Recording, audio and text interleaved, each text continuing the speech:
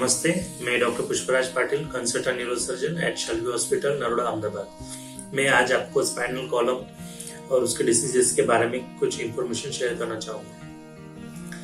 Human spinal column जो है वो मिडलाइन लॉन्ग स्ट्रक्चर है and it extend almost from base of the skull to the hip joint and it is made up of number of vertebrae from top to bottom, cervical, thoracic, lumbar and sacrum।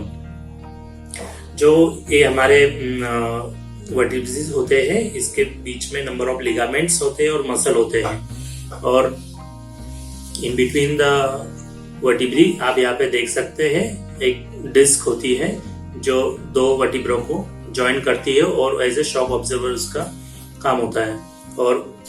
और central में एक spinal cord जिसे हम बिजली के तार बोलते हैं और नर्व्स होती है, वो हाथ और पैरों में और एब्डोमेन में जाती है और अपना फंक्शन करती है।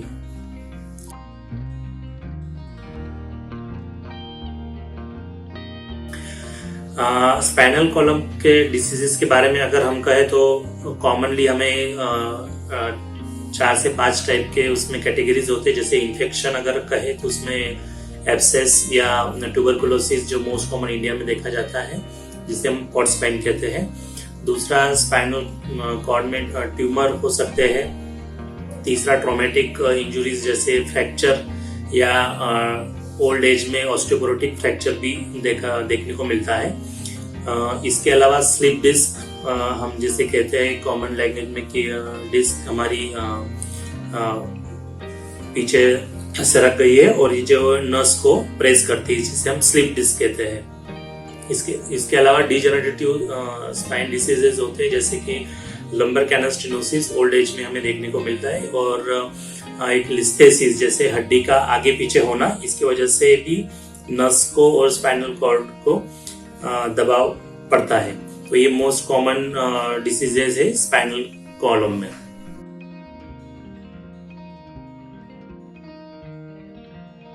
जो मोस्ट कॉमन जो सिम्टम या लक्षण देखने को मिलते हैं वो होते हैं जो नेक पेन या लोअर बैक पेन।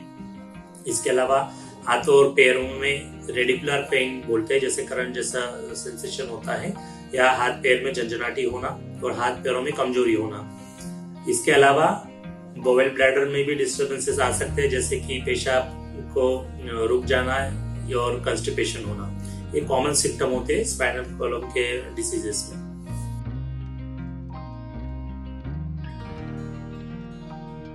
तो बहुत बार कहते हैं कि मरीज के ऑपरेशन स्पाइन सर्जरी कब करवानी चाहिए।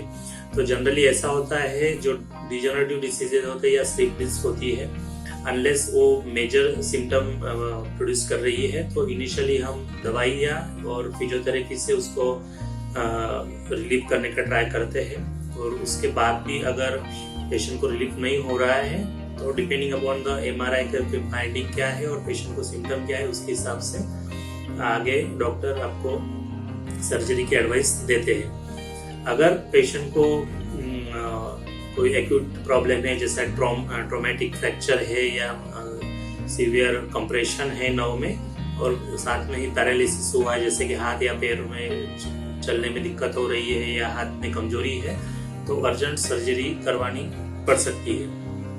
अगर किसी बार जनरली होता है स्पाइन के मरीज एक बार डॉक्टर को दिखाने के बाद बहुत बार होती है कि दवाइयाँ लेते हैं फिर ठीक हो जाते हैं, उसके बाद भी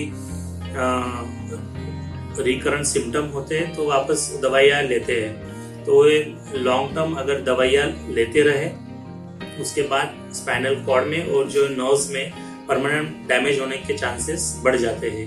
तो अगर सर्जरी में अगर देरी करते हैं तो उसके बाद रिकवरी के चांसेस या सर्जरी में जो हमें जैसे कहते हैं कि सक्सेसफुल सर्जरी, उसके चांसेस कम हो जाते हैं, क्योंकि परमानेंट डैमेज अगर नर्व में अगर एक बार हो जाता है तो उसको रिकवरी होने में काफी टाइम लगता है या वो रिकवर नहीं हो पाती। इसलिए हो सके अगर डॉक्टर ने एडवाइस किया है सर्जरी तो जल्द से जल्द कर देनी चाहिए।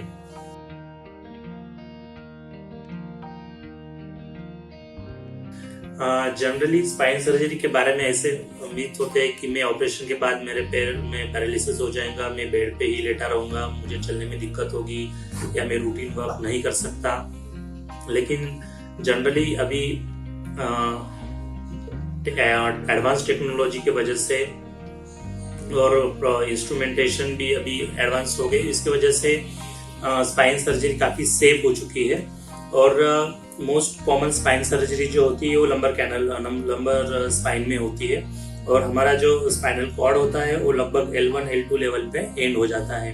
तो अगर मानो कुछ प्रॉब्लम लंबर सर्जरी में अगर होती भी है, जो मोस्ट कॉमन सर्जरी है, तो उसमें आपका कॉर्ड डैमेज नहीं होने वाला, और आपको नस में अगर कुछ प्रॉब्लम हो भी जाती है which is almost less than 1%, मतलब ना के बराबर है, तो भी उसमें रिकवरी के चांसेस काफी ज्यादा होते हैं। दूसरा, आजकल की जो सर्जरी है वो ऑलमोस्ट माइक्रोस्कोप के अंडर होती है, और अभी भी हम मिनिमल इन्वेजिव और एंडोस्कोपिक सर्जरी होती है, उसमें मोस्टली सिंगल डे या सेम डे या दूसरे दिन पेशेंट डिस्चार्ज हो जाता है, और फिजियोथेरेपी और एडवांस नर्सिंग केयर की वजह से भी पेशेंट काफ़ी जल्दी रिकवर हो जाता है।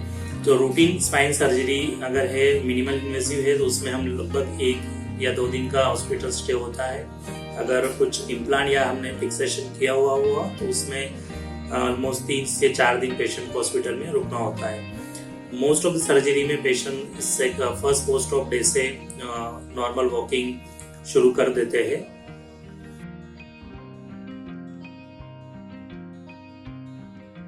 तो हमें ये ध्यान रखना चाहिए कि स्पाइनल कॉलम जो हमें नॉर्मली हमारा वेट ट्रांसमिशन का काम करता है, तो अगर स्पाइन को हमें अगर हेल्दी रखना है तो हमें सबसे पहले वेट मैनेज करना चाहिए। जैसे अगर ओबेसिटी है, अगर आपका वेट ज्यादा है तो आपके स्पाइन के ऊपर ज्यादा वेट आएगा, और लॉन्ग स्टैंडिंग आप एक ही जगह पे बैठे रहे तो आपके डिस्क डिजनरेशन या लंबर स्पाइन डिजनरेशन के चांसेस बढ़ जाते हैं। तो सबसे पहली बात, आपको एक जगह पे लॉन्ग टाइम बैठना नहीं है, बीच बीच में आपको उठ के जैसे वॉशरूम गए, पानी पीने गए, या ऐसे थोड़ा वॉक कर सकते हैं। दूसरा, walking is the best exercise है, तो एटलीस्ट एवरी डे 30 मिनट्स आपका रेगुलर वॉकिंग होना चाहिए, उसकी वजह से आपका स्पाइन हेल्दी रहेगा।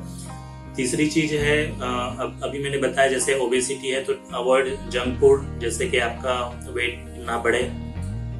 इसके अलावा सूर्य नमस्कार है जो बेस्ट योगा है, जिसमें आप सर्वाइकल से लंबा स्पाइन तक ऑलमोस्ट होल स्पाइन उसमें एक्सरसाइज हो जाता है, एंड एटलीस्ट डेली आप 10 सूर्य नमस्कार करते हो तो it is best for your spine.